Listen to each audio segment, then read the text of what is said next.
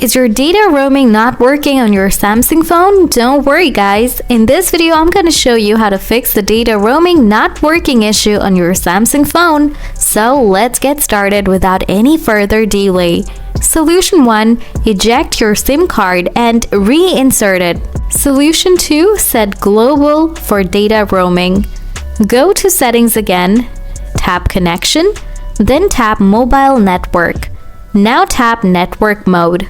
Select global. After that, check whether your issue is solved or not. Solution 3. Reset mobile network settings. Go to settings, scroll down, tap general management, scroll down again, tap reset. Now tap reset mobile network settings. Then tap reset settings. Tap reset again. Wait for a while. After that, go ahead to reconnect your mobile network and check whether your issue is solved or not. If you find this video helpful, don't forget to drop a thumbs up. If you have any queries, let me know in the comments box below. Thanks for watching!